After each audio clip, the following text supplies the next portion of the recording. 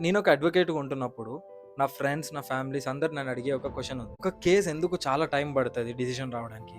And hearing అంతా అయిపోయిన తర్వాత కూడా ఆ జడ్జ్‌మెంట్ రావడానికి ఎందుకు కొన్ని ఇయర్స్ పడతదని చెప్పి అందరూ అడిగే ఒక సింపుల్ క్వెషన్ అనమాట. సేమ్ ఇదే ఇష్యూ ఒక రీసెంట్‌గా ఒక కేస్‌లో కూడా జరిగిందనమాట. సింపుల్‌గా చెప్పాలంటే ఒక మ్యాటర్ వచ్చింది ఒక హైకోర్ట్‌లో. అయితే అందులో జడ్జ్‌మెంట్ రాకముందు like arguments, cross examination, evidence ఇవన్నీ అయిపోయిన తర్వాత అందరం జడ్జ్‌మెంట్ కోసం వెయిట్ చేస్తున్నారు. అయితే అప్పుడు జడ్జ్ వచ్చి ఏమనన్నారంటే జడ్జ్‌మెంట్ రిజర్వ్డ్ అని అనౌన్స్ చేసేసారు. సో, సింపుల్ కోర్ట్ లాంగ్వేజ్‌లో చెప్పాలంటే జడ్జ్‌మెంట్ రిజర్వ్డ్ అంటే దానికి అర్థం జడ్జ్ ఈ అన్ని ఆర్గ్యుమెంట్స్ గాని, ఈ యొక్క క్రాస్ ఎగ్జామినేషన్ గాని, ఎవిడెన్సెస్ ఇవన్నీ అబ్జర్వ్ చేసి ఒక ఫైనల్ జడ్జ్‌మెంట్ ఇస్తారు. సో, ఈ జడ్జ్‌మెంట్ రావడానికి కొన్నిసార్లు కొన్ని వీక్స్ అన్నా పట్టొచ్చు, లేకపోతే కొన్ని మంత్స్ అన్నా పట్టొచ్చు.